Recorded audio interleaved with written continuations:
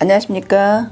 서남요양원 대표 성비과 전문의 박혜성입니다. 안녕하십니까. 요양이TV의 정영입니다. 오늘은 노인의 성에 대해서 이야기를 나눠보려고 하는데요. 어르신들이 이제 요양원에 입소하시게 되면 이 성적인 부분은 어떤 문제가 있고 또 어떻게 해결하고 있는지 좀 알아보려고 합니다. 아직 저희 요양원에 성적인 문제로 문제가 됐던 분들은 없었는데 저희 병원에 요양보호사나 사회복지사 이런 분들이 저한테 와서 아침에 회전을 돌거나 혈압을 재거나 이럴 때 할아버지들이 손을 요양보호사나 사회복지사 손을 이렇게 쑥 자기 팬티 안으로 넣는다고 해요. 하거나 목욕할 때 손을 여자의 손을 자기 가슴 이렇게 넣거나 아니면 자기 손을 가슴을 만지거나 이런 일이 있다고 하고 돈을 더 줄 테니까 자기 것 좀 빨아달라고.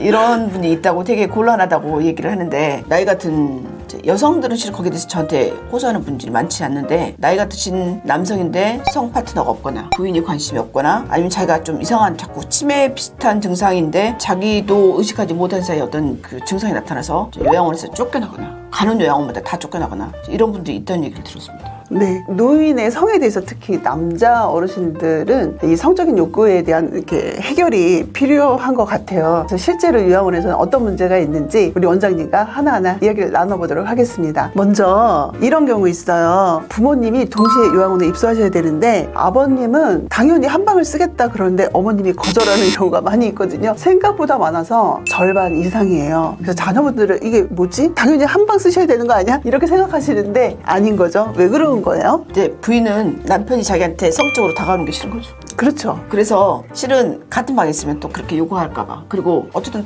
바로 옆방이나 이런 데 또 다른 어르신도 있고. 그리고 우리나라 남자들이나 이제 노인들이나 실은 성에 대해서 별로 배운 게 없잖아요. 그래서 여자를 어떻게 하면 만족하는지, 애무는 어떻게 하는지 그런 거 하나도 모르고 그냥 삽입해서 피스톤 운동하고 사정하려고만 하잖아요. 그러니까 여자들은 그게 좋지가 않은 거예요. 그래서 어머님들은 싫다고 하는데 아버님은 한 방을 계속 쓰시려고 할 때 만약에 이 경우가 원장님 경우다. 그럼 원장님은 누구의 손을 들어주실 건가요? 실은 그게 이제 정답은 없잖아요. 성은 정상도 비정상도 없거든요. 그러니까 두 사람이 합의가 제일 중요한데 나이가 들면 여자들이 남자들보다 힘이 더 세잖아요. 그리고 성의 결정권은 남자가 원하긴 하지만 받아주는 것은 여자잖아요. 그래서 결정권이 대부분 여자에게 있기 때문에 우리 남편이 원해도 부인이 싫다고 하면 안 되는 거죠. 근데 이제 젊었을 때 얼마큼 남편이 부인한테 기여했으며 실은 이런 것도 있을 수 있어요. 부인 다 신분시키려고 그럴 수도 있거든요. 물 떠와라 뭐해라 맞아요. 그럴 수도 있겠네요. 그러면 예. 이제 부인은 더 이상 자기 남편의 시다바리가 되고 싶지 않은 거야. 거기다 성적 욕구까지 말을 하면 거기까지 하고 싶지 않은 거지. 예전에 이렇게 부부가 이런 문제가 있었는데 결국 한 방을 쓰셨어요. 네. 근데 어머님 같은 경우에는 허리 통증까지 있으셨거든요. 근데 밤마다 아버님이 자꾸 어머님 침대에 올라가시니까 결국 요양원에서는 어머님 건강도 걱정이 돼서 자녀분들하고 상의를 해가지고 결국은 아버님이 성 욕구가 저하되는 약을 드시는 경우까지 있었어요. 이런 사례가 있었어요. 저희 병원에 오시는 분 중에 이제 폐경이 됐는데 부인은 성욕도 너무 떨어지고 성교통도 있고 질건조증도 있어서 안 하고 싶은데 남편은 에브리데이 원하는 거예요.